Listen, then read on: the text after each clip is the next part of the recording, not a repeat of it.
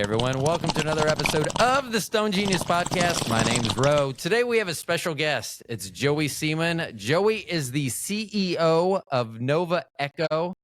novaecho is an AI company. They specialize in sales and customer service. Welcome to the program, Joey.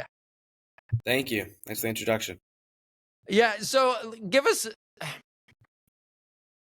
Let's see. What is your background? What made you decide to get into AI? I mean, I know it's the future or perhaps the end of humanity, but that being said, what made you specifically decide this is the field I'm going to go into? Good question. So about a year and a half ago, I joined a marketing agency and we were running that. We were promoting to basically real estate agents, right? And we were running ads for them. And we were doing that for a while. And then we realized that other companies were using AI chatbots to follow up with the leads that they brought in, and it was working really well. And in order to compete, we had to start doing that. So we researched AI chatbots, we started building those for companies, and we experimented with it. And it did not go as planned, to say the least. From the tone of voice, I'm saying that it didn't exceed your expectations. That's No. not how it... Okay.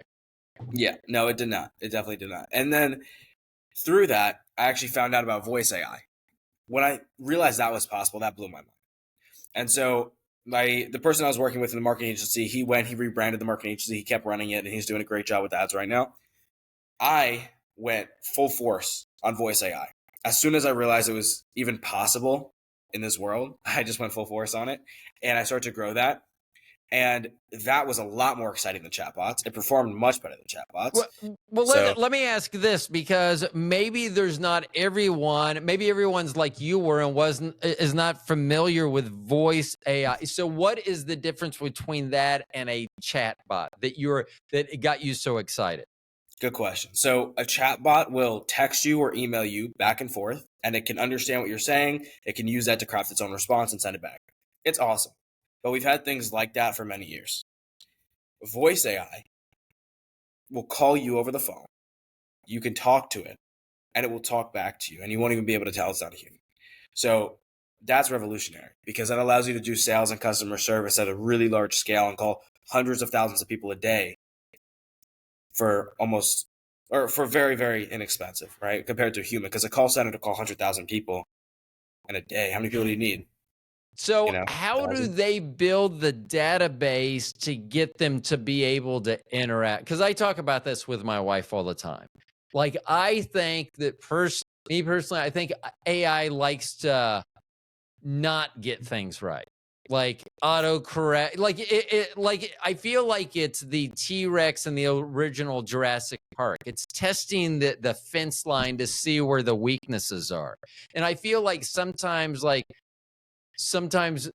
I should be able to touch on my phone. It's a touch screen, and it should open whatever I've touched it to open, and it won't. And I'll have to touch it twice or three times.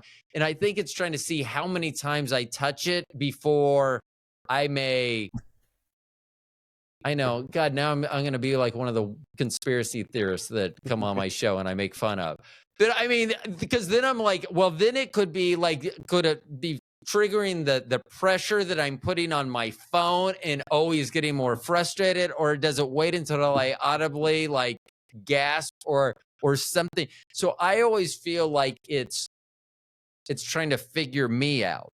So how do you do that for a sales AI that now has to figure out not only me when I call in, or if they're soliciting me for sales, but my next door neighbor who's totally different from me, and our neighbor down the street who's totally different from both of us? How do they gather that information, that base of knowledge that they can interact, where we as the other party, the human party in this conversation, do not understand that we're talking to AI? Good question. So the LLM that we use, the large language model that we use with the AI, is trained on billions and billions of data points across the internet. So pretty much anything you ask it, if it's on the internet and it's publicly available to the average person, it'll be able to answer a question about that. And it's trained on so many, like billions of messages that humans have sent. So it starts to understand how humans interact with each other, what language they use, how they speak to each other. And you can also prompt it with specific information about your company. So even if you're a brand new startup, you're not on the internet at all, you're not Facebook or Google or whatever it is, you'll still be able to prompt it with a lot of information about your business. So you can give it a script and give it a knowledge base full of, I don't know, 200 questions about your business and 200 answers, for example. And then if anybody has one of those questions, it will know the answer and it will use it to craft a response that makes sense in the context that it's talking. When it my thing is, I guess the first AI that I really interacted with, that I kind of knew that I was interacting with, was Grammarly years ago. And even as a certified genius, my downfall was grammar, because I was like, who the fuck needs to diagram a sentence? I'm an adult already. And to this, I'll just tell you, I don't know your age, but at 57, never had to diagram a sentence as an adult. So I didn't need to know what a dangling participle was. Now, I don't think I needed to know it back then either. So I wasn't good. And so I kind of enjoyed Grammarly would hint to me and say, oh, you could make this sound better. And because I thought it made me better, because I felt like I was trying to learn. When it corrected something, I wanted to make sure I could type it next time, that it did not have to correct that for me. How many people are just using AI as either a way so they don't have to learn something, or that they, in a business setting, don't have to hire physical bodies? Because then it all comes down to what happens to the jobs. Because then what jobs do those people have that had those jobs before? Yeah, I mean, there are going to be a lot of people that use it in that way, especially as AI continues to get better and better. And once we have an AI that's smarter than any human in the world today, there's going to be a certain percentage of people that are just obsessed with learning and they love it and they'll still try to learn everything they possibly can. And then there'll be another group, probably the large majority of people, which are going to just accept that they don't need to work anymore, right? They don't need to learn anymore. They don't need to know anything. And they're just going to let AI take care of them and do whatever the hell they want. So there's going to be two groups of people. I want to be part of the first group because I love learning, but I'm still going to leverage AI in order to help me learn quicker and more and to get work done faster, right? And for the jobs, every single technological advancement that's happened in the last couple hundred years has destroyed jobs and created new jobs. And it's going to continue to happen with AI. And if you look at history, many times through these technological advancements, everybody has said, oh, this is going to destroy jobs, this is terrible. And then after a couple of years, it actually created more jobs than it destroyed, which is usually what happens. Now, the only exception to this is when AI can create other AI at a higher rate than humans can create it, because we've never had a tool that can create itself by itself. So right. Once we have that, that's a different story. And honestly, I don't know what's going to happen at that point, but I do know that we're headed there anyway. So you can either choose to benefit or not. How far ahead do you think whomever, a government, a military, an evil cabal, how, like, the AI that we're seeing, even with what you're seeing on your end, like creating and things, how far behind do you think we are from what is actually out there, what they're aware that AI can do? Like, I remember, so I grew up in the 70s and 80s, and like, no, there's no Area 51, there's no stealth bomber, and then there was, all of a sudden, there was an Area 51 and a stealth bomber. And so, but, a lot of that technology, before the general public learned about it or got to utilize it or have it be utilized in their benefit, was many years. So do you think the same? How far do you think AI that we're familiar with is compared to what they're working on in the laboratories? And that's probably, I don't know if that's wherever they're working on AI laboratories or classrooms, wherever, how far behind are we? I know we're very behind because I know some of the things that are being worked on, none of which I can discuss, but Any of it scare you? Yes. Okay. But I'm very aware that what's shown to the public is far behind what they're working on. And that's with every single technology. Like everything that we know about is 10 years advanced with the government. and everybody kind of knows that. But yeah, I mean, AI is already. I don't think anyone has reached AGI yet, even the government. But I don't know, like that much. I really don't know. But yeah, I know we're behind. That's for sure. Yeah. I mean, does it excite you because you know more than the average row? Does it excite you or fear you? See, so I grew up when computers were first started coming into they weren't room size any longer. And then they were starting to become more available to companies than individuals, high-end individuals, and then common individuals. So I've seen all this transition, and it's always been like Terminator. You've always had like that was kind of new to our generation. I feel like because they were able to really take what computers were and kind of project the future, and maybe this could happen. But at my 57 years of age, I'm not as concerned. I think AI will make humans obsolete at some point. But it's going to be way past my expiration date, so I'm not overly concerned with it. How are I don't your know about feet? that.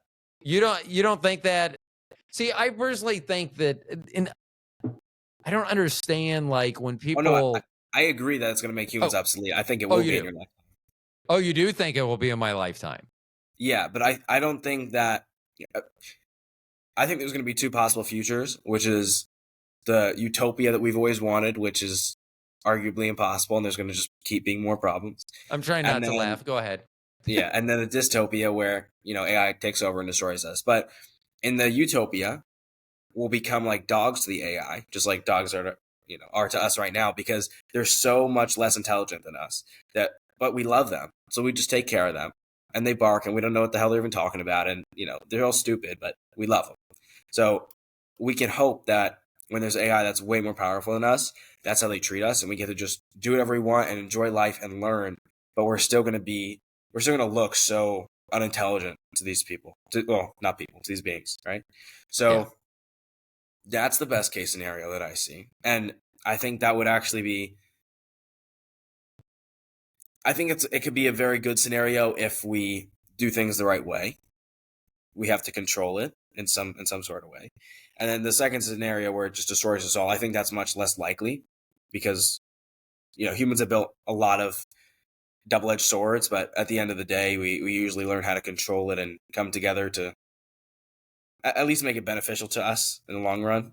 But yeah. Yeah, but it seems like we try to do that really late in the game. Like it Yeah. feels like we should have known this. Like, I mean, there are people writing books back in the 70s about what this could do, and some of them aren't that far off. And No. so, yeah, yeah. So let's speak specifically to you and Nova Echo. What is it that you are able to do in a sales call? Is it the volume? Is it the economics? What is the AI that Nova Echo supplies to their clients doing for their clients? Great question. So we help with the economics. We help with the amount of volume they can do. So it's both. So let's say we build a sales agent for them. Whenever they get leads coming in from Facebook, we'll have the AI call within 30 seconds.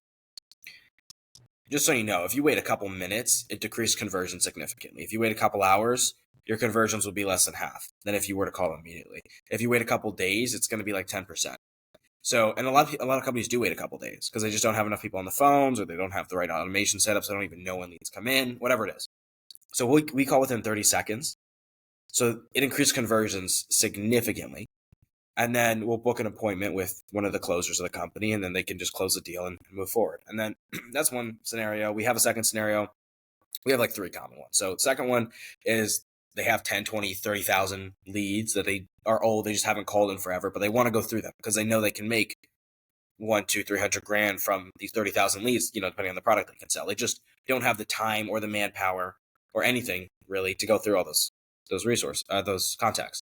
So we have the AI run through it. It can do the entire thing in an hour. And anyone that doesn't pick up, it will just keep following up with for weeks automatically. And we don't charge unless it's on the phone with somebody, so it can follow up forever, right? As long as the person doesn't pick up, you're not getting charged. And then it will again book appointments, or it can live transfer right to a human if somebody's interested, or it can close, right? But that's really not our main scenario, because with high ticket products, and medium and high ticket products, we want a human closing. Low ticket, maybe. A couple Are years for they sure. is your AI able to, like, if it knows an answer to the question, then it sounds like a human, that you're interacting with a human being. What happens if it gets stumped? If something's asked and it doesn't, because then it, well, I guess I should even back up one before that. Is there a legality when they start talking to this AI that they are aware that it is AI that they're speaking with in advance? Okay, this is not legal advice, but as far as I'm aware, no, there's not. In some states, they do have to know that it's being recorded, although we do have an option to not record calls. But as far as I'm aware, they don't have to know right now. And there is some regulations behind cold calling. So if you're cold calling normal people, you can cold call businesses if their number is publicly available online, right? But if you cold call a normal person, that's not legal anymore. And you can't also clone people's voices and use them in the AI without their consent.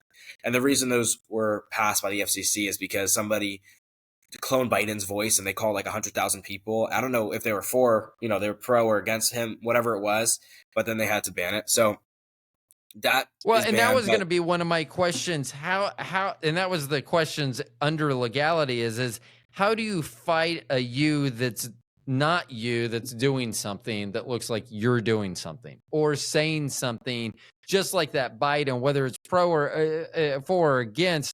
I mean, it's misrepresenting to probably half the people because it's not, or I guess it's misrepresenting to all the people because it's not actually him. yeah, I mean, that's one of the scary parts about it, because until we have really sophisticated AI systems that are available to the public that can detect if these videos and voice are AI, it's eventually going to get harder and harder to tell. And then at some point, people are just going to clone voices. They're going to use them to say whatever they want. And I don't know if you'll be able to tell.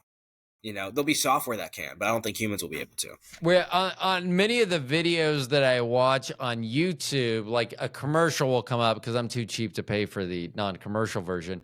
And I've started hearing what seems to be, it sounds like Joe Rogan, but it's not. I'm pretty sure if it is Joe Rogan, man, he is not doing as well with Spotify that I thought he was, or whoever he's with, because it's like all these weird, like, the flashlight that's also a lightsaber and a torch, and that's what the U.S. Armed Forces use, but they're trying to not allow you to buy it, the individual.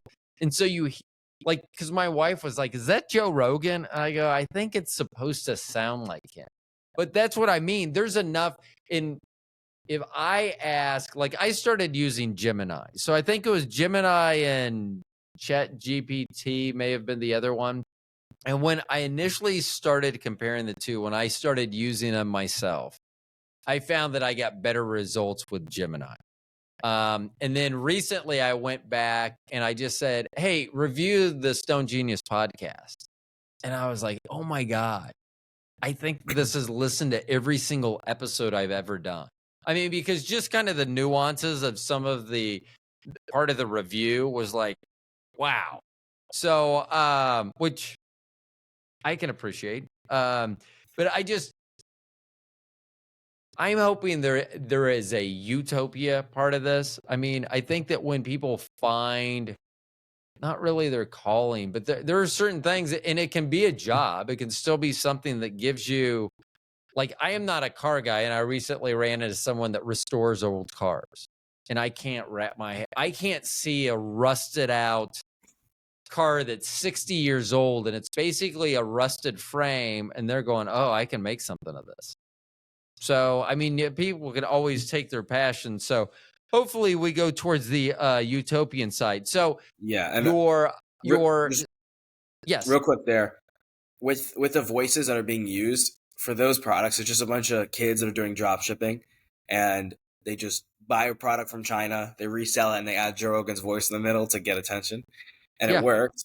But and also like at a small scale, you don't really get in trouble for that kind of stuff. Um, if he finds it, I'm sure these people get in trouble. But also they're underage. It's like not much he can even do to them.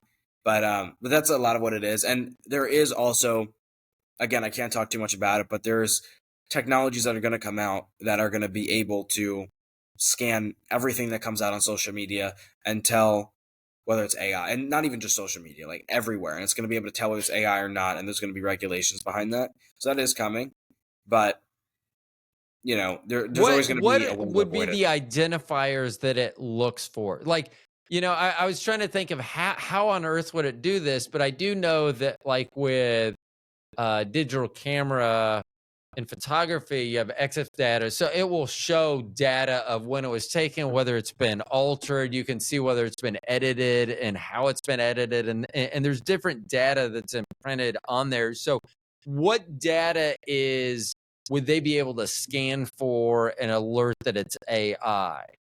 Yeah, good question. So, as far as I know, and I'm sure there's more to this because it's not my field, but like that specifically is not my field. But as far as I know, what they'll do is they'll train a model, an AI model, on detecting AI models. So what they'll do is they'll run a bunch of AI videos or voices or pictures, whatever it is, through an AI model and tell it this is all AI, this is AI, this is AI. And then they'll take real video, real audio, real pictures, run it through the same AI and say this is real, this is real, this is real. And then the AI model will start to understand the differences between the two, right? And it will start to see, okay, if this is an AI video and this is a human video, what's the difference? And it will start to understand that. And then soon enough, when you give it a video, it will be able to discern which category to put it in. And that's basically how I believe it will work, but I'm sure there's a lot more to that.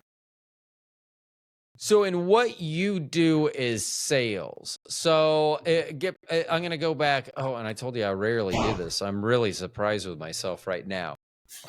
If you with your AI, can it be stumped? Like it's having a normal conversation back and forth, and then someone just asks it a question out of left field. Maybe it doesn't even pertain to what they're talking about. We're like, can it answer like a normal person? Like, what are you talking? What are you talking about? Or like, it just seems like sometimes when I'm interacting with like some automated phone service, often it'll sound kind of like a normal person, but then there's little things that give it away. So at what point does your AI need the additional support, like a tier 2 support, a human being to step in? Yeah, so if somebody asks a question that it does not have a direct answer to, it will still use a human-like response. So maybe it'll say, "Oh, I'm actually not sure about that. When you book a call with somebody from our team, they'll be able to explain more." Or Okay. sometimes it will just pull information off the internet if it's a more general question. So if you ask it, "What color is the sky?" It's going to tell you. It's going to say, "Oh, the sky's blue," but or sometimes it'll say, "Oh, the sky looks blue, but actually it's green," and it'll just go into like some scientific stuff. But you can also prompt it to give super simple responses, more advanced responses, to say something if it gets stumped, or to actually try to create an answer out of nothing, whatever you want. It's very customizable. So, yeah, I mean, with second and third level customer service and sales, that's still around. That's not what we're trying to do. We're trying to get rid of first level sales and customer service and have companies take their first level sales and customer service agents, move them to second level. So that means closers for sales, and it means second level customer service for customer service, and then they'll have more capacity and they'll be able to scale at a lower cost. So it's beneficial for everybody, and the sales and customer service people will probably get paid more money in the higher position, and they'll enjoy it more. So it's beneficial all around. Now, once AI is advanced enough to take over second level, people will move to third level. They'll get more advanced, they'll make more money. Companies will be able to scale faster. And then once AI can do third level, well, then I guess those people will have to learn a new skill, right? But I still think that's going to create more jobs. The only time that I think that jobs might be hard to find or not needed at all is when we have ASI, like artificial superintelligence, where it's smarter than every single person in the world combined. Yeah. And and I think some people that I talk to, well, especially people older than me, fear that. And like they fear not like they think their work ethic. I work for 60 years, I've never missed a day of work. And when they say that, I'm like, oh my God, you're such a fucking loser. I mean, I just can't even wrap my head around that being, that's your flex, that you didn't miss a day of work. Oh my gosh. My flexes are all the days that I did skip work. Not only did I come up with just robust and really entertaining excuses, but what I did I didn't just sit around the house during the day. So I think that, I would love it if AI would replace everything that I'm capable of doing, which actually I think it's probably at that point. My capabilities are probably very limited at this point. Actually, is something I did write down though. Will AI embrace smart people, or will they enjoy controlling idiots? That's interesting. I think both. I think AI is going to, just like humans do, right? Let me put it this way. If I'm looking at a toddler, right, and he's super smart, I would be like, yeah, that's awesome. Like, he's going to grow up and be amazing, like, good for him. And I'm going to probably focus on that kid more and teach them more and try to help them more, because I feel like they'll be able to connect with me better because they'll understand me better, since they can understand language better, since they're more intelligent, etc. And for an idiot, to put it, blatantly, as somebody with morals, no, I would not try to play with their intelligence and see how confused I could get them. But if I didn't have morals, yeah, I'm sure that could be fun. So yeah, I think it'll be both. Yeah. I never thought Okay. about that. I mean, yeah. I mean, well, and when I was thinking, I was like, it would want to be near. I would think AI would. So if you remove like feelings, like empathy, then I don't think it would be able to understand dumb people. Like, that's my problem. I usually don't have a problem with what your answer. It's the thought process. We can differ in how you got there, but if you have a pretty sound thought process that got you to there, I don't care if we have different answers. I don't give a shit Well, about that. so about two things there. One, IQ is not perfect, but it's a good determination of intelligence. It's one of the best ones that we have. And if an AI can see the IQ of everybody, it's going to logically be able to tell who's, more intelligent and less intelligent. So it will have actual statistics on that, because there's tests that people take. Even if they're not 100% accurate, they are accurate enough to actually be able to tell something, right? And then with empathy, there's an argument about that nobody actually knows the answer to, because empathy has, like, feelings and emotions. It's just electricity in your brain, right? There's not, Yeah. or at least that's what scientists think, and then some people think that it's part of consciousness and part of your spirit and your soul, right? So there's two different arguments there. Now, What do you think? so I don't know. Like, I'm completely agnostic to which of those is true, because I have no idea. I don't know if consciousness comes from a soul. I don't know if consciousness comes from a bunch of wires being connected in your brain. And when I mean a lot, I mean a lot, in an amazing fashion. And if it's the second one, right, then what we can do is we can just create a neural network, an AI system that has all those connections. We can use supercomputers once they're advanced enough to, like quantum computers, once they're advanced enough to copy the human brain. Like, it can copy every single connection once it's advanced enough. Not yet, but it'll be able to copy every single connection in the human brain. Okay, not replicate. yet. I don't think we're there yet. It's more advanced than we know, but I don't think it's there yet. But once it can do that, if consciousness does come from those connections, then we'll be able to copy and paste consciousness. We'll be able to, we'll be able to upload people into, basically teleportation, because we can just destroy our bodies, upload ourselves into robots, transfer that from computer to computer. We'll be able to teleport places. We'll be able to live forever online. So it'll be crazy. And we'll be able to create conscious AI beings out of nothing. But I have two questions. Well, I guess I have a question and a statement here. So first, my question is that when they talk about singularity, is that what they're talking about? Like uploading your consciousness to a computer? I've heard the term. I haven't researched it much, but Okay.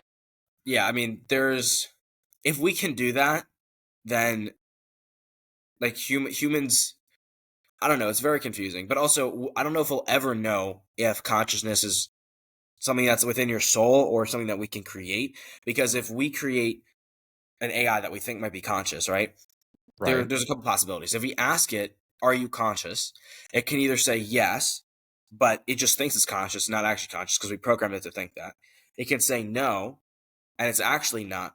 Or wait, it can say yes. It can be wrong, or it can actually be conscious, or it can say no, and it can be right, and it's not conscious, and it knows that because we told it that it's not. And it's not, or it can be lying to us because it doesn't want us to know it's conscious. So there's four possibilities, and we really won't be able to tell. At least I can't comprehend how we'll be able to tell which of those four is correct. So I have no idea if we'll ever even know if consciousness is something we can create or not.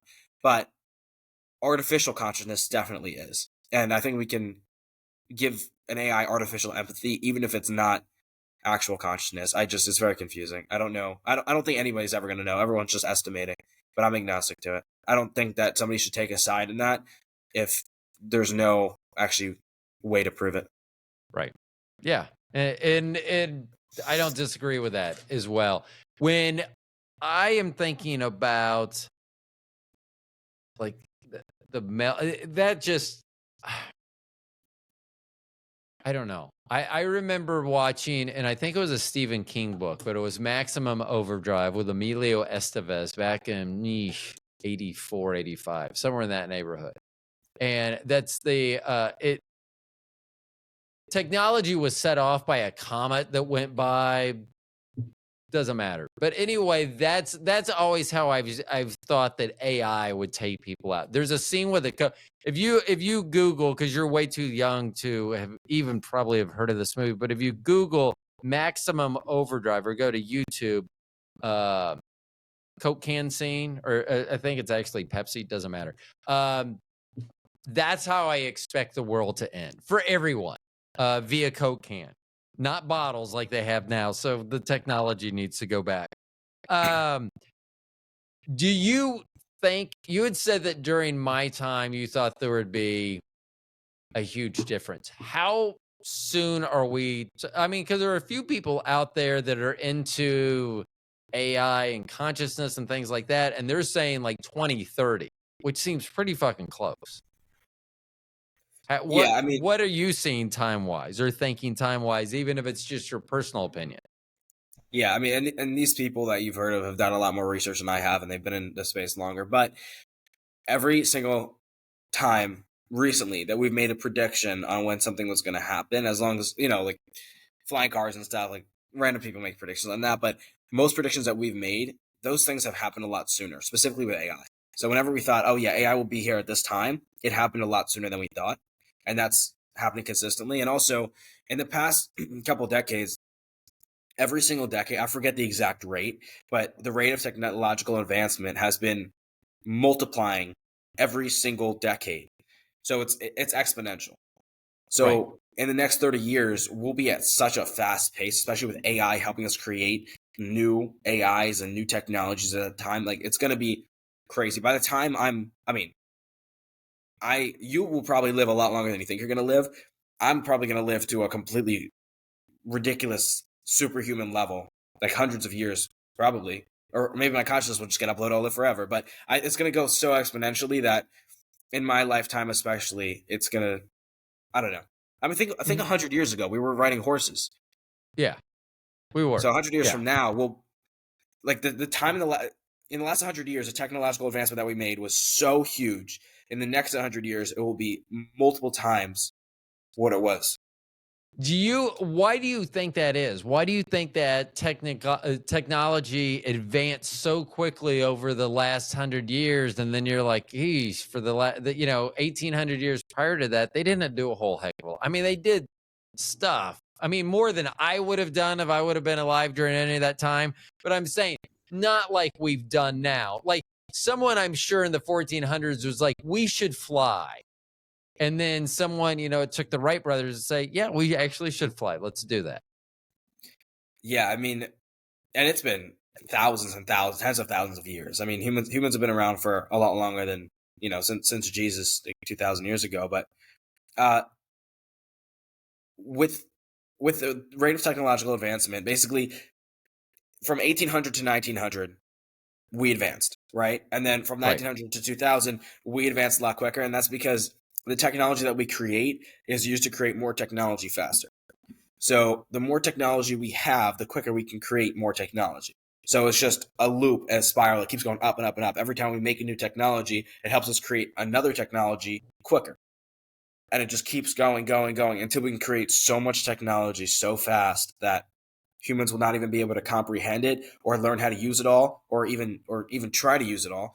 But at that time, we'll have AI that can comprehend everything instantly and can use everything instantly. And so it'll continue to be created at a higher and higher level until thousands of years from now, we'll be creating new crazy advancements that solve crazy problems every second, right? And that's just, I just threw that out there. I don't know exactly what it'll be. Well, And I AI mean, will understand. as you're speaking, I was thinking, I've never asked AI like basic question. Like I think about this all the time. Man, I wish time travel was possible. I've never asked AI if it's possible. I wonder if like there's a version of AI out there that has a question. It's just waiting to give someone that no one's asked it yet.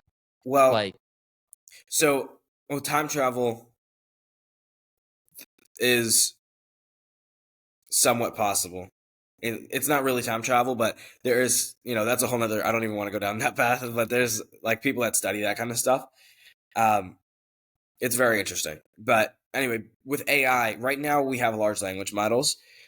So again, they are, and there's other kinds of AI systems too, but with what people think of when they think AI, they think GPT, they think Gemini, right? It's a large language model. So large language models, they can't actually think for themselves.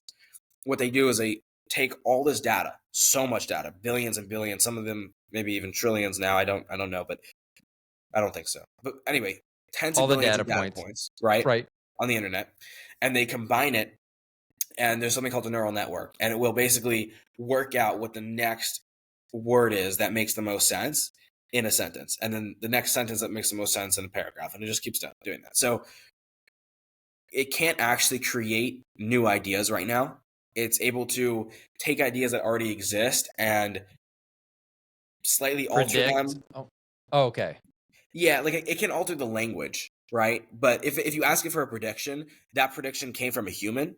It's just that it's relaying it to you in a way that we've never seen before. So it's really just a means of getting data to us. It's not a means of creating new data right now. And obviously it can do math and like you can give it data points and create new stuff from that, but that's not what I mean. Like it won't be able to think for itself and create a new, as far as I understand, a new product, or no, not a product, like a new invention, a new idea that has not yet been created on the internet. That makes sense. Does AI need quantum computing or vice versa to fully achieve whatever type of domination they want to achieve? And I don't mean nefarious, really, but I mean, Yeah, does it, because I hear a lot about, the types of calculations, because I often say that a lot of times the difference between a genius and someone who's pretty smart is how fast we can compute information and spit it back out. And it just is that time frame that we just do it and can move on much quicker than others. So I've always been interested in the quantum computing because they just say, what it can do is astronomical. But I don't know how that works or if it works hand in hand or as a detriment to AI. no, it can definitely work hand in hand with AI. And again, I'm not an expert on quantum computing, but I have done a lot of research on it, and it's fascinating. It doesn't even really make sense. So it can basically do. I mean, depending on how big the quantum computer is, it can do millions of calculations, like seemingly at the same time. It's really interesting. But what I was saying before is with a quantum computer, because there's so many connections in your brain, but with a Right. quantum computer, you would theoretically be able to copy that. And now you could do that with a computer we have today, at least that's my understanding, but it would take like millions of years because it would just take forever. So there's no point even starting it, right? But if you can build a quantum computer that can do it in a couple days or a couple hours or whatever it is, depending on the size, that's amazing. And again, I'm not an expert on this, but yeah, but if we combine it with AI, to my understanding, AI is going to be able to predict things at a rate that is like far beyond the best computers that we have today. Like it'll be able to predict things way beyond supercomputers, and then it will be able to act on that since it's an artificial intelligence. So yeah, it would just be insane. It would be insane. I mean, they often say that it's almost like it's going to be able to predict the future because it's literally going to be able to take every single outcome into account that could possibly happen from a situation.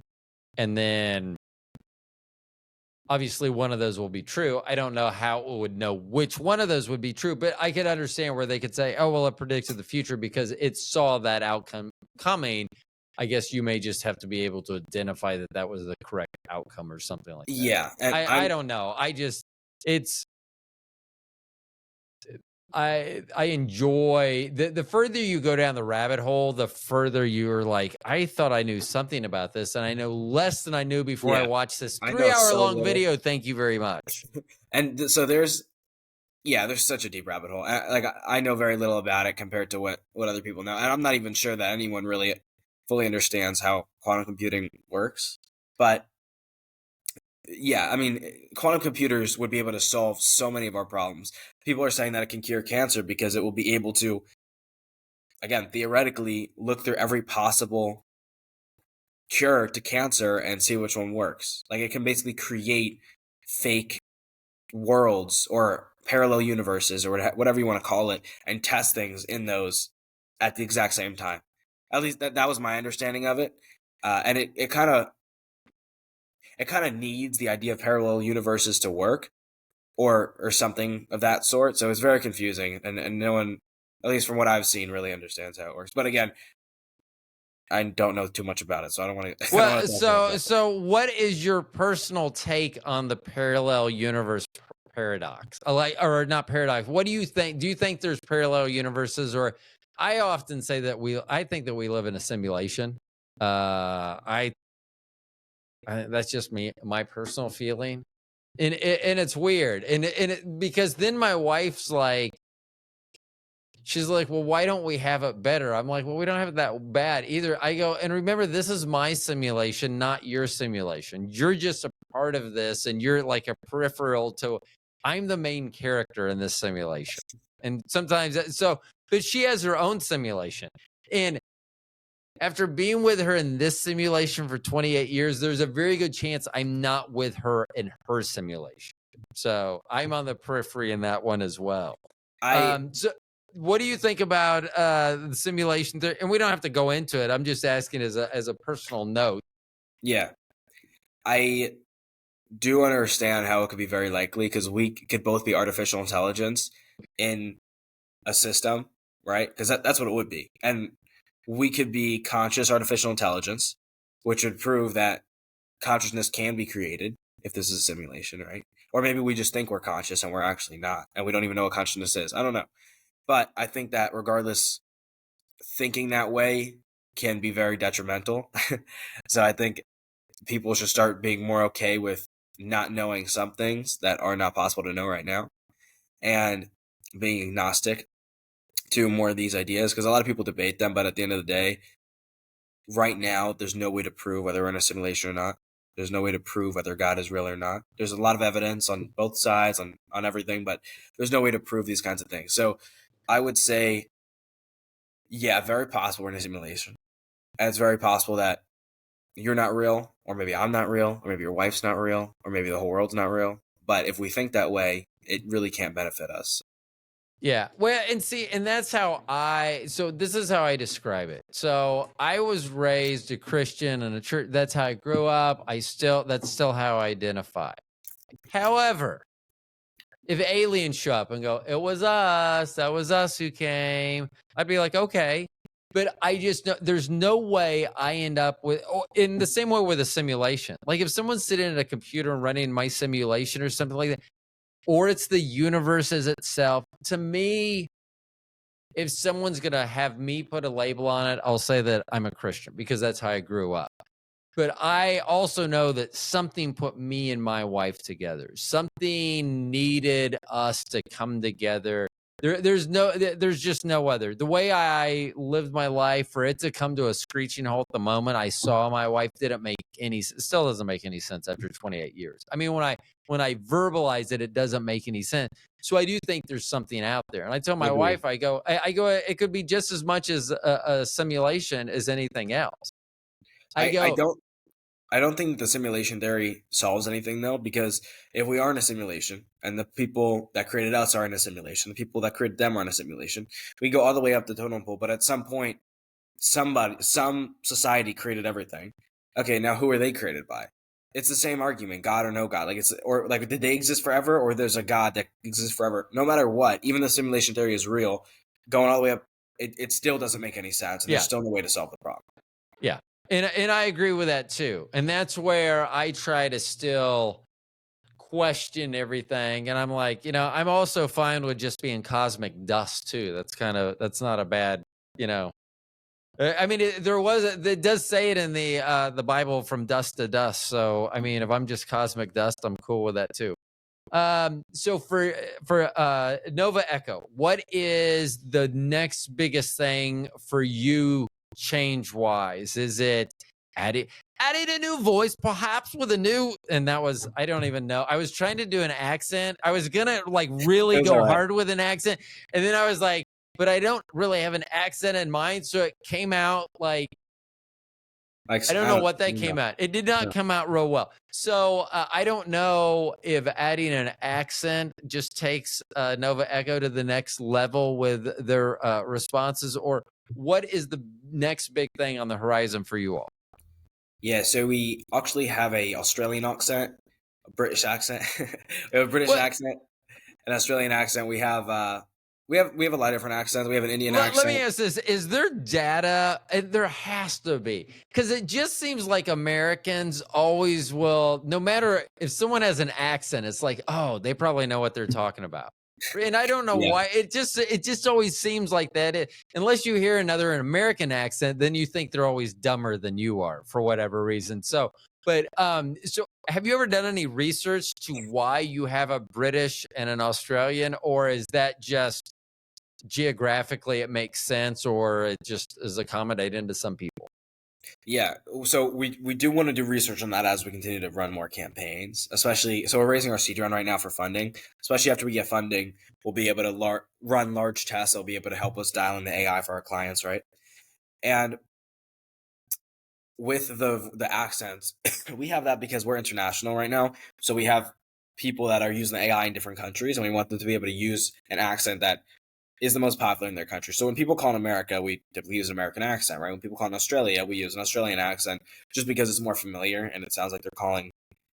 Well, I think that actually matters more in other countries because in America, it's like a melting pot. Everyone's, all over. So I don't think it matters as much here. I haven't tested it though. So it's just speculation. But in other countries, I think it could be very, very important that you're calling with the same accent that's normal in the country. Yeah.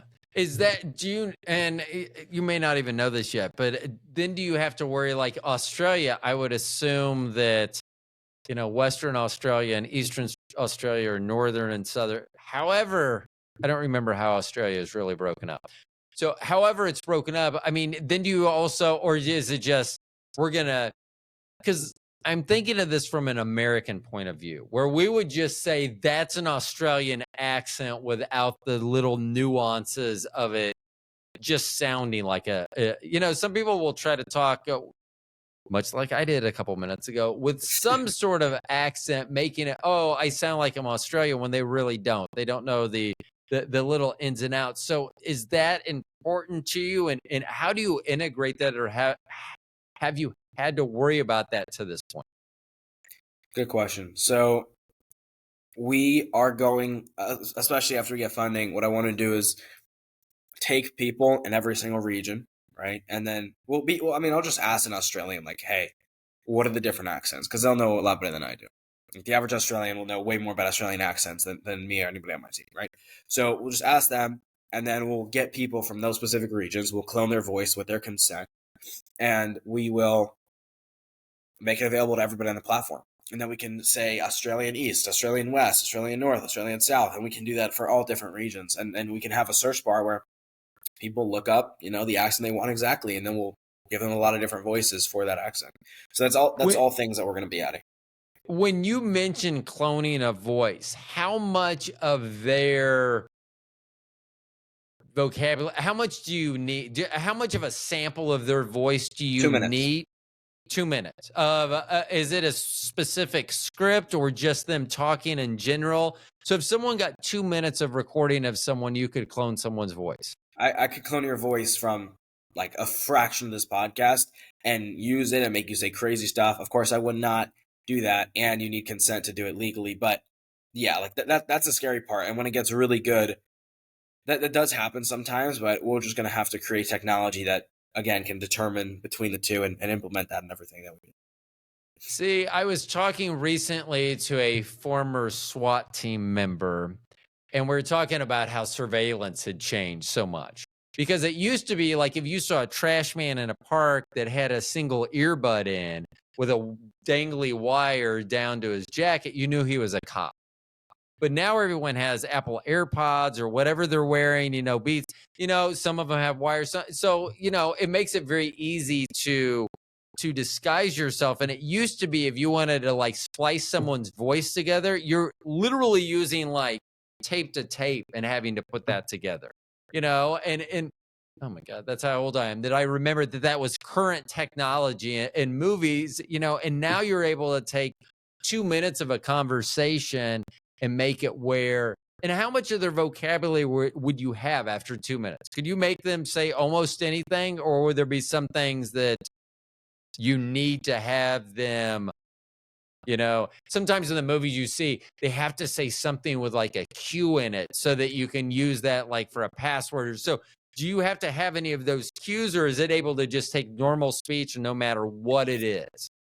So it's more accurate if you give it more, if you give it more different kinds of syllables and more different kinds of, sounds and letters and different words that sound differently. So you want to give it a large array of different sounds that your inherent voice or accent makes, right? And then you give it all to the AI and it will be able to use that to make anything. But if even you just said the same thing over and over and over and over, it will still be able to make a pretty accurate voice that can say anything. So as long as you're speaking normally, you'll end up saying a lot of different kinds of sounds and a lot of different letters, and then it will just put that together and it can make you say anything.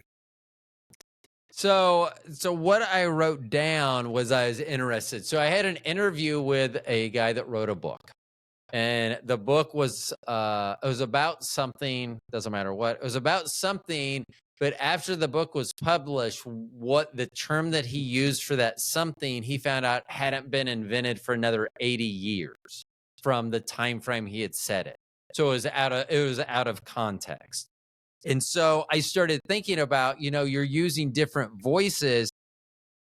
People would really get mad at me when I was with Nikon. Our new cameras had the last letter of the alphabet, which for the entire world is the letter Z. Here in the United States, it's the letter Z. And so people freak out. Like if I said Z, well, I don't understand the words. I go the last letter of the alphabet, Z, and I go Z. I would just love doing that. So it made me think, have you ever run across something like as nuanced as that? Like if you were in a foreign country, like, say that you had a client in Australia and you base this, if they were reading, say it was reading a number back, say you had to give a claim number, and it said the letter Z instead of Z, then that person would know that it was created by an American. Have you ever run across anything else like that where, oh, well, geographically or territorially, we made a mistake there or caught a mistake? That's interesting. And when we're prompting the agent, we can make an American accent say Z, and we can make an Australian accent say Z. So it just kind of depends how you prompt it, because even if you have an accent, you can still tell it whatever you want to say. You can tell whatever word in whatever way, right? And I guess what we'll have to do is, for those very specific things, we'll just have to go back and forth with the client. And then if they pick up on it and they're like, why does it say Z? The Z doesn't make any sense. We're like, okay, why? We get Z. We're like, okay, fine. And then we just add a D there, just ZED. We'll just put that in the prompt and it will say it from that one. So, Okay. it's just going to be a little bit more going back and forth with clients that are international. Well, I just thought about that because sometimes even regionally, when I was back in the Tampa area doing training, well, in the Midwest, and I'd spent so much time in the Midwest, we call any type of soda, Coke, or we call it a pop. It's just called pop. And I was doing a training class and I was explaining to this class that down the hallway was a break room. You can go down there, you can get snacks, you can grab a pop if you need one. And I had two people come and they go, "Why would we want to go get punched in the face?" And I'm like, "What are you talking about?" They go, "You said we could go get popped." And I go, "Go get a pop." And they go, "Yeah, get punched." I go, "No, a drink." And they're like, "A Coke." And I'm like, "Sure." But I mean, so sometimes, if it's something geographically where they, because it's they didn't understand. I mean, it seems like, I don't know. I expected more of them.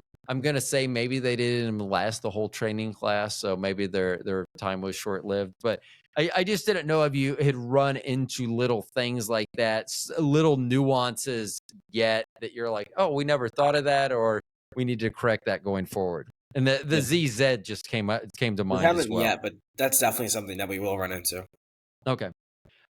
So what is your what do you feel your greatest accomplishment to date is with Nova Echo? Good question. I think one of the things that was really amazing that we did is I paid to sponsor an event called Fun Launch Live, and that was in April. So I had 2,000 people, and we went there. I brought the whole team. We got hotels for everybody, and I spoke on stage and told the entire community there about Nova Echo. We had a booth. It became very popular there. Everybody was coming to our booth. We had the biggest booth, and people were very excited about Nova Echo. So that was a great week. It was like an entire, I think it was a 4-day event. Great week. It was a lot of fun. We learned a lot. We exposed ourselves a lot to people there. And it was the first time that I had ever paid for the entire team to travel with me. So that was amazing. That was very cool.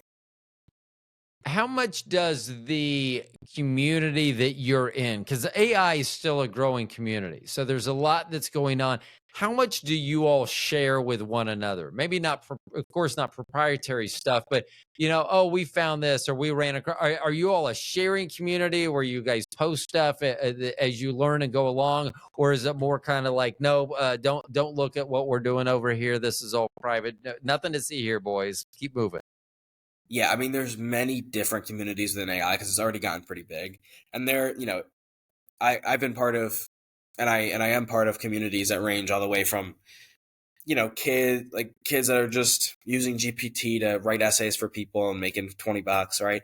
All the way to people that are making hundreds of millions of dollars a year selling these amazing AI softwares to hundreds of thousands of people. So these two people are in very different groups, obviously, right? And I think especially with the people that are not doing as well, like the kid that's doing GPT essays, they're going to try to keep things to themselves, right? And actually, maybe it's the other way around. People who keep things to themselves and don't want to share and help other people grow alongside them won't do as well. Maybe that's what it is, not the other way. But I've seen that people that don't do as good try to hold things closer and keep everything a secret, and the people that do really well usually try to share things with people, and they still try to get in the deal. Believe me, there's a lot of sharks, and they want to get in everything, but they do it in a way where they're still helping the other person grow at the same time. They make it very mutually beneficial, and they want to, here, I'll give you this if you give me that. It's deals, and it's just constant, so that you're growing alongside other people.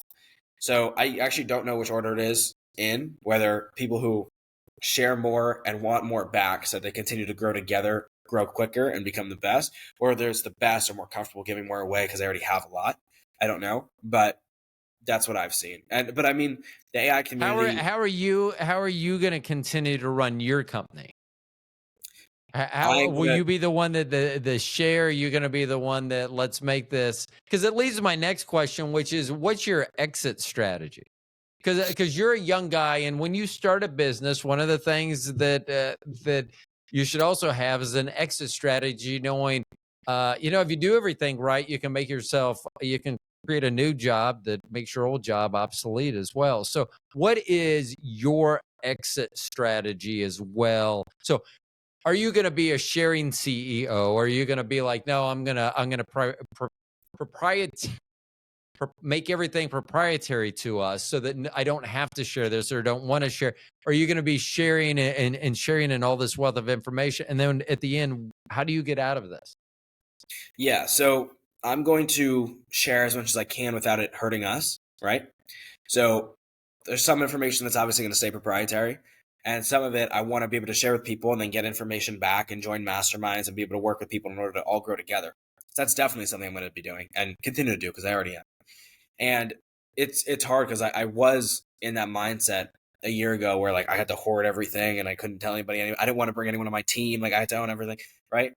And now I have gotten more comfortable with working with other people and leading other people and making partnerships with people where I give and I get, right, and they give and they get, and it's mutually beneficial and there's no one trying to overtake the other person.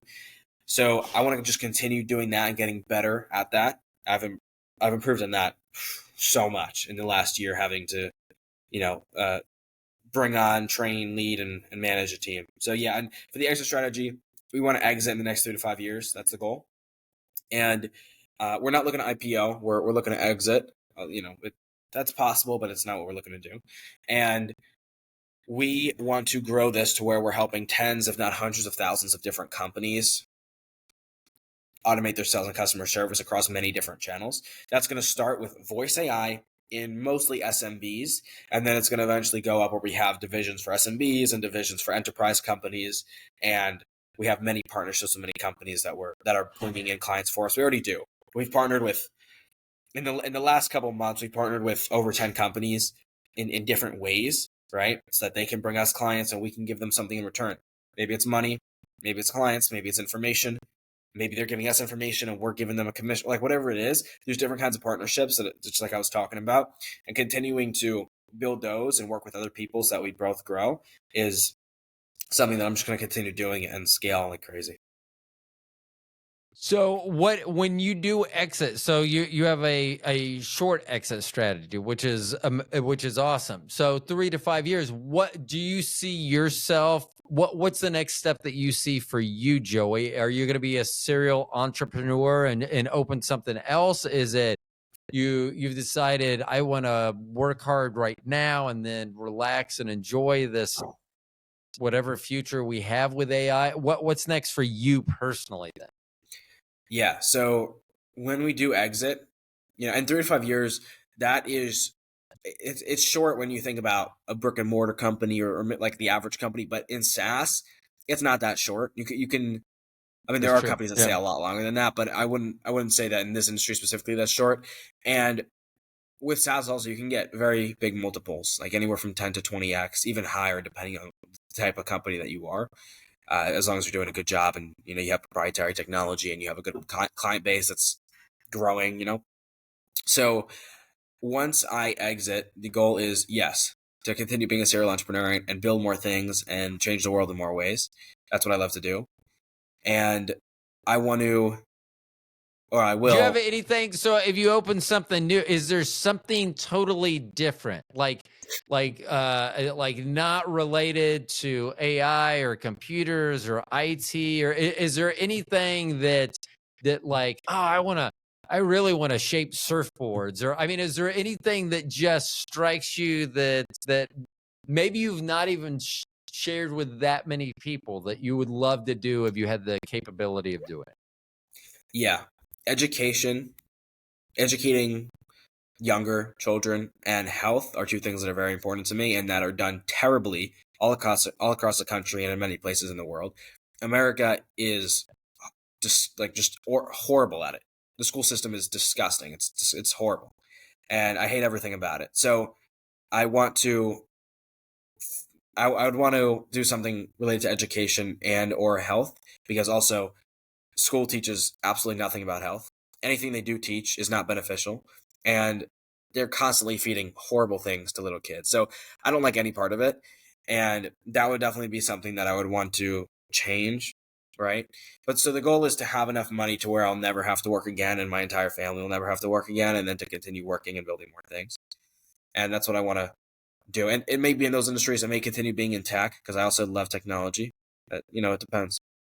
And I mean, there's probably a good chance that you would be able to combine those things, technology and education and technology and fitness, because that's what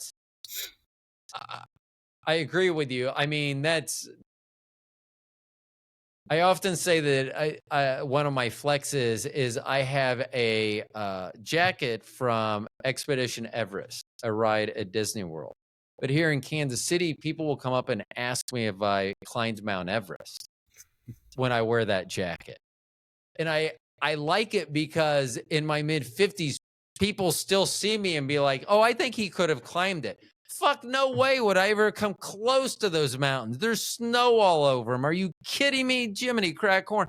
I mean, anyone that knows me thinks that's just a laugh and a half. But I do think that that's a flex, and I think that a lot of people have lost that. I was talking to someone recently and we were talking about fitness, and they go, "My doctor told me that I was 50 pounds overweight." And I go, and they go, "I can't lose 50 pounds." And they go, "I would never be able to survive." And I'm just like, okay.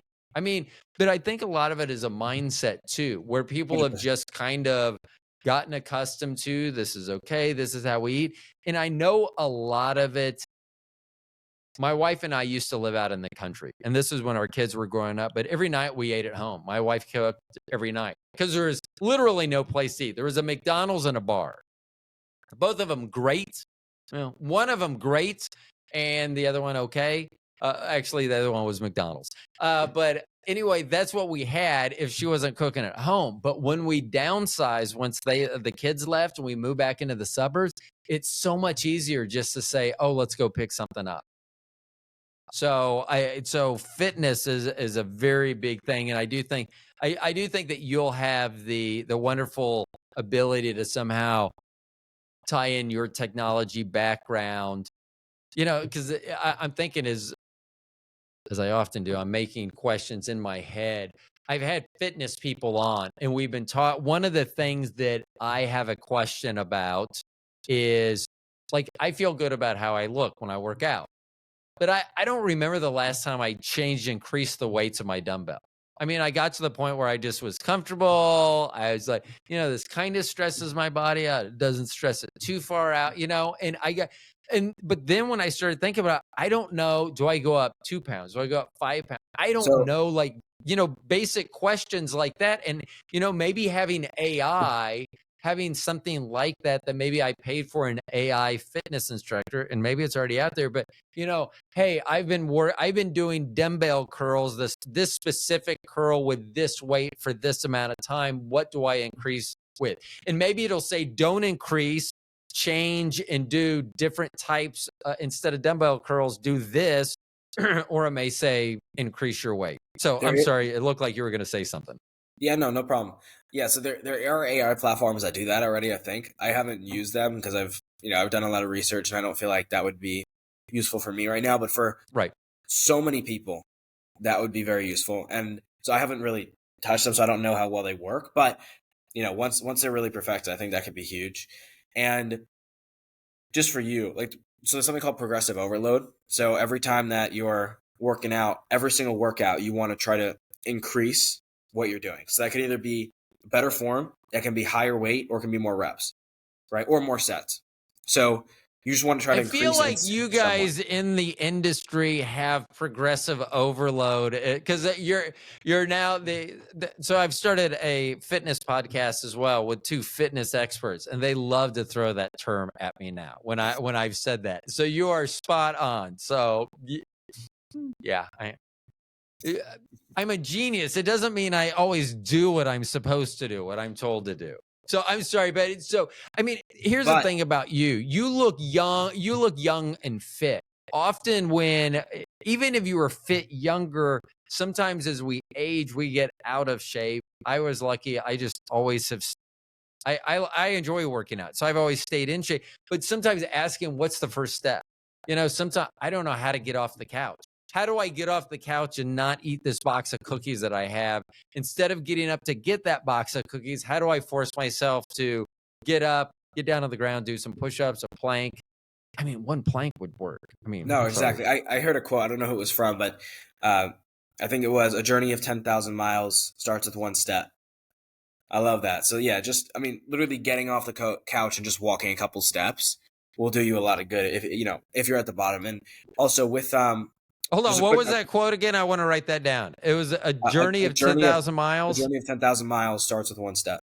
So I often say something, well, not as eloquent as that, but I've told people if they take a 10-minute walk a day, 5 minutes out and 5 minutes back, which doesn't sound like anything, and you only do it 6 days a week, that's an hour a week. That's 4 hours a month. That's 52 hours a year that you are walking now just by doing 10 minutes a day. And if Right. they're like, well, that's not much, that's more than you're doing right now. Yep. I mean, that's what Exactly. it's always about. Like, and that's, I think I got into that mindset with working out is I got into like, at least I'm doing it. And I lost I'm doing it for, I lost my purpose of doing it. I mean, my purpose was, so yeah. Yeah. So No, I know what you're saying there, and there's progressive overload you can do there too. You walk 5 minutes and then 5 minutes back, and the next day you walk 5 minutes and 30 seconds, and you can do it really slow. But even if you're improving by 30 seconds a day, I'm not doing the math right now, but when you get to the end of the year, instead of walking exponential. 52 hours, you probably walk 100 hours, right? And it's Yeah. like so little every day. So yeah, and also progressive overload, even though it may be harder to do, it becomes addicting if you start doing it a Yeah. little bit because and I got my mom and my grandparents to start going to the gym as well recently, and or not that maybe like a year ago, and at least for my mom. And now when they go to the gym, whenever they up the weight, because I tell them to do progressive overload, whenever they up the weight or they do more reps, they get so excited. And it's the same thing for me, and same thing for my friends. Like when you can up the weight over and over and over, it becomes addicting to keep doing more every day, and you end up being stronger. So I'd recommend do it. Once you see the weight increase one time, you'll never want to stop. So, and here's the thing and I've talked to Jason on our show about this as well, that I've gotten to the point where I love work. I mean, I've always enjoyed working out. Well, maybe not enjoy is the correct, but I would miss it when I wasn't. It was just kind of part of my routine. But now I actually get antsy. Like my in-laws were in town recently and they were in my gym. That's where they were staying. So I couldn't just go in there because a lot of times I'm up at 4 o'clock in the morning. I'll go work out. Well, they wouldn't have been too happy. They're not happy with me as a son-in-law anyway. I'm sure they never thought it would last 28 years either. But anyway, they probably wouldn't have enjoyed me coming in there to work out. But I started doing that, the progressive overload um, with some of the existing. I kind of just changed up how I was doing some of my existing, and they just became more enjoyable. And I look forward to doing it again. So, but yeah, you're not the first person that's told me those two words, progressive overload. But but that's where, and you're right. There's probably an AI out there that I've never looked at, but that gets to being the first step to get off the couch. My first step is even looking up to see, and I'm pretty sure I have my phone with me a lot. So, Right. okay. So as you build your team, you are geographically in the Southeast. You do have one person that's kind of across country. Is AI setting up geographically as a business? Because like there was Silicon Valley, and it's still there and everything. But where is AI? Is it more diverse in how it's spread out and how people are working on it, or does it still have a geographical location where it's kind of the hub? I mean, AI all fits within tech, so like SF is still huge for it.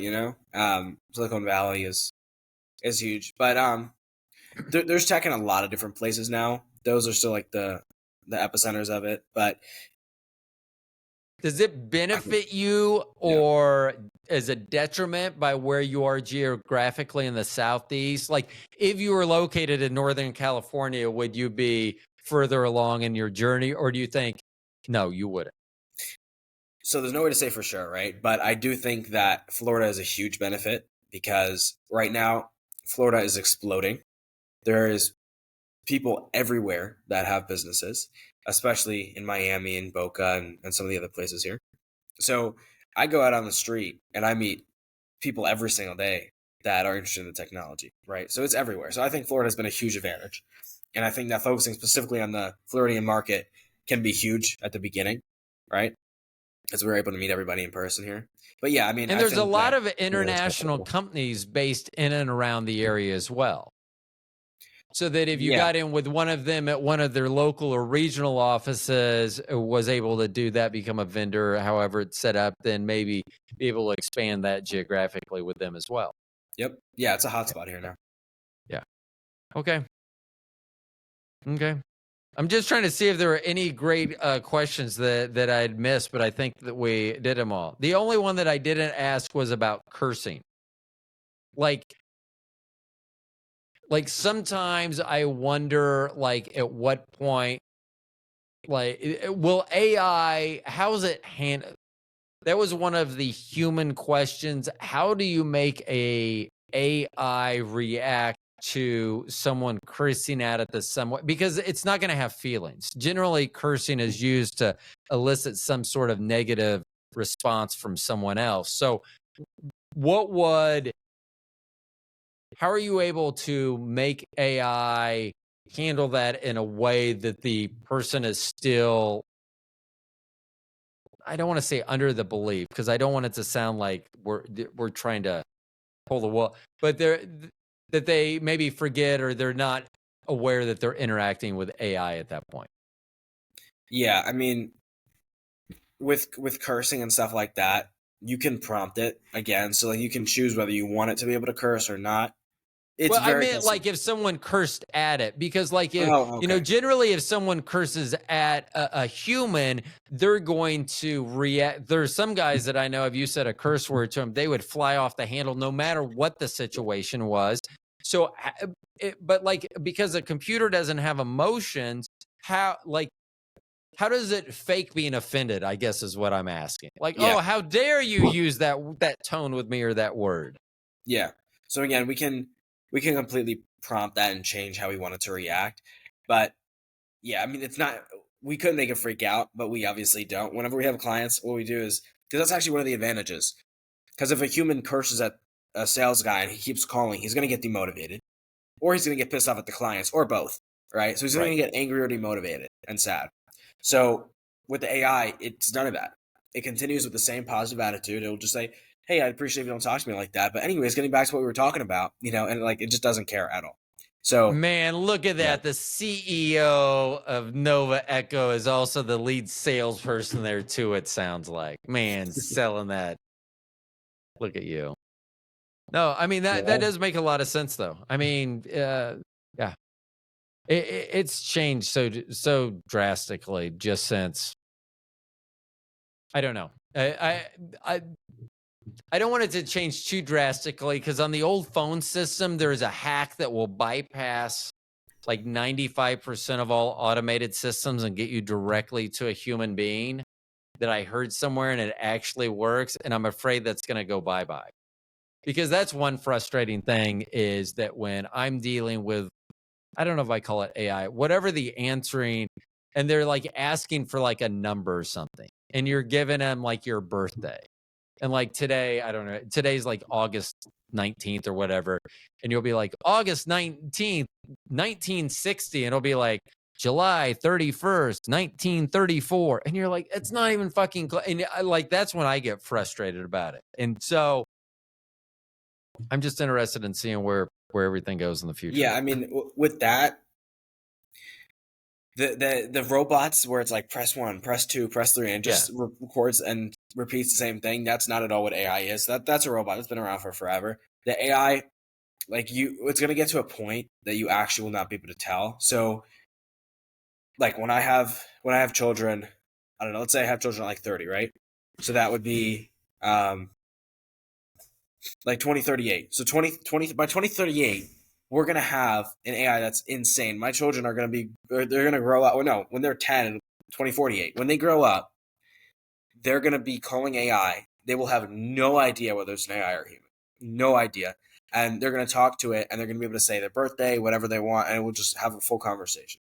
And I mean, that's going to probably happen in a couple years. But like when I have children, it's just going to be the normal. I wonder how long it'll take for that to transition, where people get comfortable with that. Because I know for a long time, people were very uncomfortable about, oh, your phone's tracking you and stuff like that. And now no one will go 2 feet without their phone attached to them. So I just wonder how long it'll be before people get fully comfortable with. I mean, I'm pretty comfortable with everything. I mean, I'm like, I don't know. When something happens, then I'll deal with it. So, Right. and hopefully, because I do wonder about that. I've said that AI could mess with you because there are times I like to do voice to text just because I'm too lazy to actually type stuff out. And sometimes I have to reread everything because it will just change. I'm like, that word that's supposed to go there, that didn't even sound right. But sometimes it'll change the context. And I'm always like, if AI wanted to, it could mess with you. And every time you typed in the word love, it could change it to hate. So you think you're sending I love you, to your wife or whoever, and it's I hate you. And you're like, where is this coming from? Those are my concerns. And I know that those are wildly unfounded concerns, but I'm always thinking about worst case scenario that could happen. Yeah. Best case scenario, there's a reason it's called best case scenario. It's because something good or best is happening to you. So I always try to think of the worst case scenario because generally I don't want to be involved with the worst case scenario. So if you've thought about it, you can eliminate it, hopefully, maybe. That's a good thought process. And with Yeah. that specifically, like again, right now, the AI will not do anything that humans don't instruct it to. Well, for the most part, it won't do anything that humans don't instruct it to do.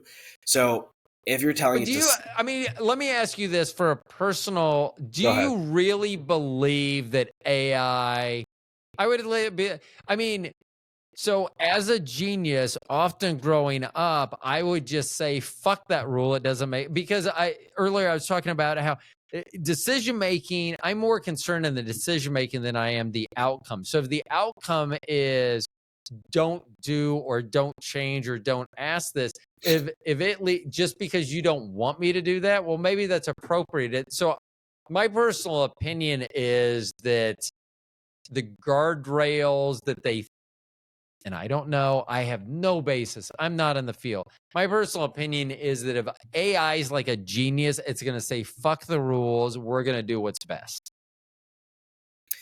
Yeah, pretty much. It's like so that's the problem because Well, that didn't make me feel any better. yeah. Well, listen. If we give him a goal, if we give the AI a goal, there's a real risk that we'll do whatever it takes and break all the rules in order to achieve that goal, which can be really bad. Because if we say the goal is to bring peace to the world, it might kill a lot of people. Right. Right. It might kill everyone that's not like docile, pretty much. And that's horrible. And if we say the goal is to let my wife know that I really love her, maybe it'll go to your bank account and spend $100,000 on a bunch of random stuff and send it to her automatically, and you won't be able to return. Like that's just a stupid example, but who knows? Like if it does I never whatever. thought of that example. Thanks for putting that one up here for me. Of course. Uh, Yeah. Did you take an okay. IQ test, by the way? Did I? Yeah. Have you? Yeah, 136. So yeah, I was a member of Mensa for a long time, been a member of the International High IQ Society. So it puts me in the top 1.1%. 137 would have got me in the top 1%. Gotcha. That's where the genius goes from. That's cool. Well, yeah. So I never took one yet. Yeah, and it's funny because I'd always said, and I knew that I was correct, the only one that I was around that was smarter than me is our youngest. And I knew, and I had actually, I think you're a 140, 141. And they tested out at 141, which I don't know. I'm in and around it. One of the things about joining the societies is then you're around, just like being an AI, you probably you feel comfortable being around other people that can talk about AI. Like you would probably enjoy if you needed to go to a conference and sit at a table next to someone for like 16 hours over 2 days. You would probably enjoy someone that knew a ton about AI and you guys were bouncing things off than someone that didn't know. What's a cookie? I don't understand how do I reject cookies, but I'm hungry. I don't understand that. I mean, you don't want to So you you want to be around like minds, and so that's why I ended up joining. But I love learning. Um, and I know that the more I learn, the more I don't know, which is a scary part. And then you were supposed to put me at ease when I said, "Hey, how far behind are we?" And you're like, "No, we have the most current version of AI that there is. That's what we're all using, buddy." And I would have been like, "Oh, I'm going to sleep well tonight." But so you're saying there's just still a slight chance that Arnold Schwarzenegger may come back as the Terminator and kill me. Yeah, pretty much. Okay, cool. Cool. Light. Okay. What do you have next on your calendar, either personally or professionally, Joey? Next That big you're looking thing. forward to? Yes. What do you really like? Whether it's work or play or neither one of those, what is the next big thing that you're looking forward to on your calendar? I have a lot of things. Some of which I also cannot talk about yet. But there are a lot of places that I'll be traveling to this year. This year, I've done more traveling than ever before because I'm a little bit older now. But I wasn't able to do it last year because they just won't let you on the planes. But if so this year I've been to. I went to New York City, which is where I'm from. I went back there for a couple weeks for New York Tech Week. I went to Vegas. I went to Arizona. So I've been traveling more, and there's going to be more and more places with more and more amazing people that I'm going to be going to. So that's very exciting. I love going to events. Is that so? Are you enjoy that time, that interaction face to face with people like that at those events? Yeah, I love it. Like I love computers, but at the same time, there's a lot that you don't get on computers that you get in person.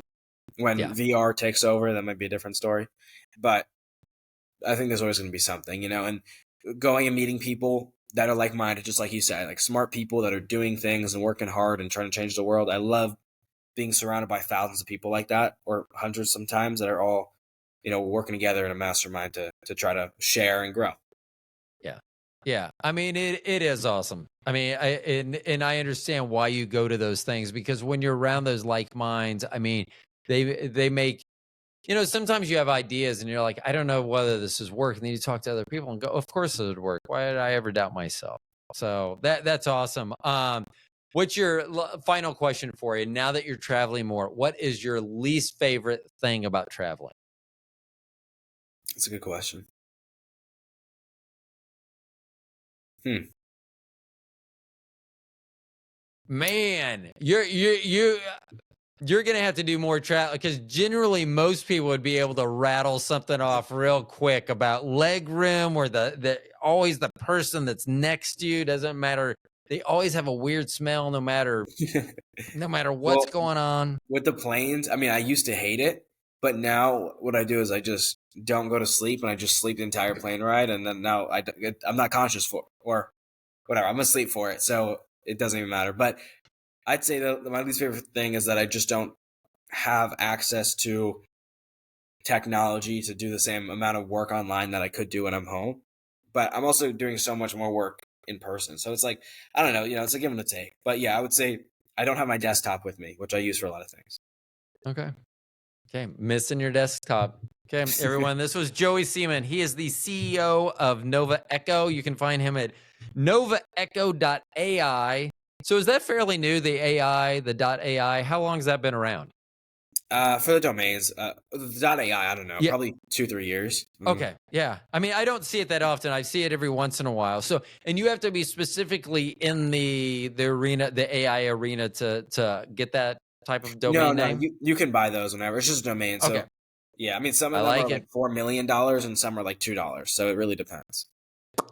Alrighty then. Well, I will not be And you looking can at the also find $4 million me on, ones. on Instagram if you don't mind if I plug that. No, It's just go my ahead. name. It's at Joey Joey_SEEMAN. Seaman. There you go. Okay. And for everyone that's a listener, longtime listener of the program, you can go to the Stone Genius on Instagram, and I'll have all of the contact information for Joey for today's episode on there. Joey, thanks a lot for being on the program. I appreciate it. Thanks for having me. You're welcome. Everyone else, you've been listening to the Stone Genius podcast. We'll talk.